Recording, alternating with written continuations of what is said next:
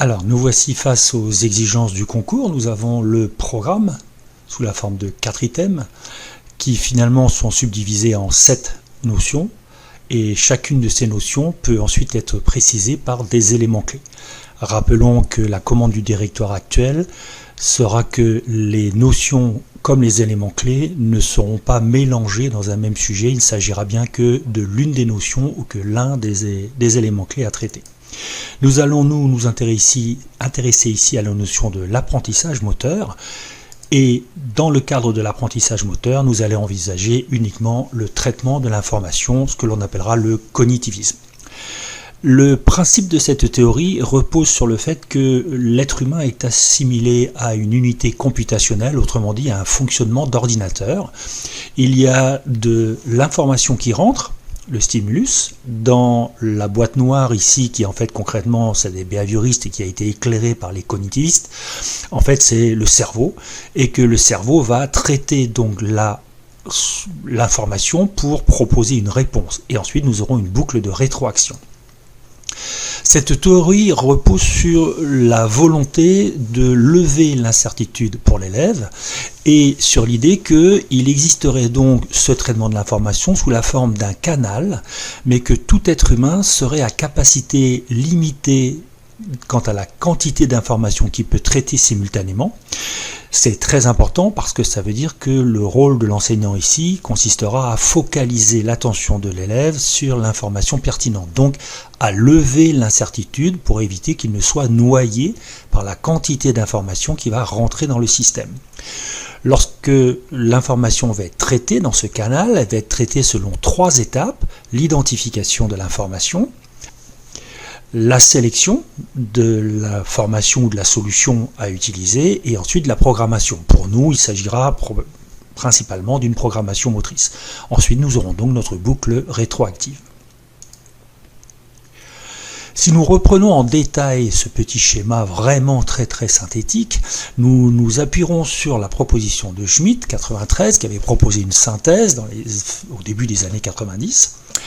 L'idée étant que finalement, ce qui va être stocké en mémoire pour cette théorie, c'est, si l'on est dans un apprentissage cognitif, ce sera une représentation, ce que Bernstein appelait une image du futur, ou alors ce sera un programme moteur généralisé, mais nous allons y revenir, qui sera le cœur technique. Finalement, ce canal de traitement à capacité limitée, l'ISP, est représenté ici: identification, prise de décision, programmation. Et ce canal, une fois que l'information est rentrée dans le cerveau, va lancer la programmation motrice.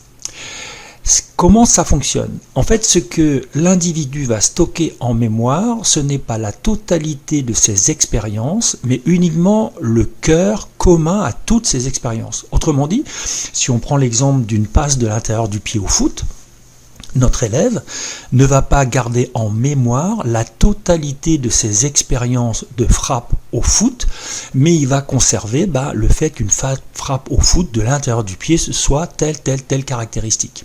Il va garder le cœur de la technique, ce que l'on va appeler un invariant. Mais cet invariant va être amené à s'adapter à son environnement et pour ça, l'invariant est assujetti à des paramètres qui vont permettre à l'individu d'ajuster le cœur technique aux exigences du moment. Est-ce qu'il y a du vent? Est-ce que le terrain est gras? Est-ce qu'on est sur du synthétique? Est-ce qu'il y a un défenseur qui arrive sur ma droite, sur ma gauche, etc. Tout ça va enrichir l'expérience de l'élève et on dit qu'il va paramétriser le mouvement. Ce qui est important dans cette théorie, c'est la boucle rétroactive. C'est-à-dire que pour réussir petit à petit à stabiliser ce cœur technique, cet invariant, il va falloir qu'à force de répétition, l'information rentre dans le haut du système et traverse le système, et ensuite, donc il y a la programmation qui est lancée, mais il va surtout y avoir dans le retour d'information, dans la boucle rétroactive, un système de comparateur avec le schéma, c'est-à-dire qu'à l'aide des capteurs du corps, donc les 5 sens du corps humain bien entendu, et le 6e sens selon Berthoz, à savoir la proprioception, il va y avoir pour notre élève une comparaison entre ce qu'il fait et ce qu'il pensait être capable de faire réellement, ce qui va lui permettre, à force de répétition, d'affiner le cœur technique à savoir notre PMG. Quelle est la forme de la pratique que nous allons lui proposer dans ce cas de figure particulier? Nous allons avoir le choix entre ce que Schmitt appelait déjà une pratique bloquée ou une pratique variable. Qu'est-ce qui est bloqué, qu'est-ce qui est variable? Bon, bien sûr, ici, la pratique, ça va de soi, mais pour comprendre la notion, ce qui est bloqué, ce sont les paramètres. Ce qui est variable, ce sont les paramètres. Imaginons que vous proposiez à votre élève un shoot au basket et que vous le mettiez à droite de la raquette avec un caddie de 10 ballons.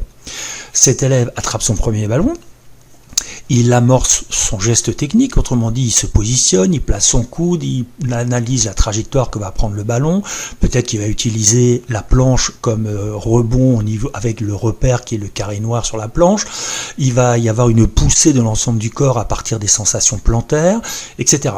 Donc il va paramétriser son mouvement par rapport aux éléments qu'il connaît être le cœur de l'élément technique, son invariant. Lorsqu'il va déclencher son action, il fait son shoot. Deuxième essai. Il reprend un deuxième ballon, il recommence. Troisième essai, il recommence. Les paramètres sont bloqués. C'est toujours le même environnement. Il est toujours au même endroit. On a l'habitude de dire dans le monde sportif qu'il a les pieds collés dans le béton. Il ne bouge pas. Mais dans la vraie vie, dans le vrai basket qui est mon exemple ici, ça n'arrive pas. Un élève ou un joueur ne shoot jamais deux fois deux rangs exactement du même endroit. Il est donc préférable d'enseigner à l'aide de pratiques variables.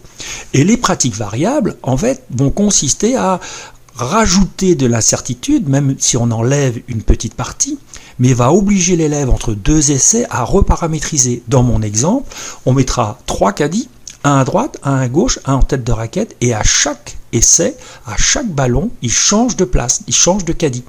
Donc à chaque essai, il est obligé de réanalyser la trajectoire, de se repositionner, de se refocaliser sur ses sensations plantaires, sur le pointé du coude, sur le placement de la tête, le placement du ballon, le poids du ballon sur les mains. À chaque fois, il est obligé de tout refaire fonctionner. Ce qui fait que les chercheurs nous assurent que par ces pratiques variables, le PMG est beaucoup mieux stocké et plus durablement que dans une pratique bloquée. Dans la même théorie et dans les mêmes années, voilà les années 70, Barbara Knapp a développé un système de classement des APSA par rapport justement à cette quantité d'informations. C'est-à-dire que selon que le milieu est stable ou instable, stable 60 mètres plats en athlétisme, que vous le fassiez ici, que vous le fassiez à Melbourne, ce sera exactement les mêmes conditions. Instable, vous pouvez descendre 10 fois de rang une rivière en kayak, vous ne trouverez jamais exactement le même volume d'eau, la même vague, vous n'aurez jamais donc les mêmes décisions à prendre au même moment, au même instant, ce qui fait que du coup on est dans une pratique dite instable, une habileté ouverte. On aurait donc des habiletés fermées liées à la quantité d'informations à traiter qui est toujours la même, et des habiletés ouvertes liées à une quantité d'informations beaucoup plus importante à traiter parce que le milieu est instable. Si nous devions résumer cette théorie rapidement, finalement, voici les mots-clés qu'il serait souhaitable de mobiliser. Par exemple, dans une introduction avec 30 lignes. Mais évidemment, comme la notion du programme, c'est l'apprentissage moteur, on ne pourra pas se contenter d'une seule théorie, celle-ci, le cognitivisme. Il va falloir mélanger les différentes théories en vigueur aujourd'hui dans le cadre de l'EPS.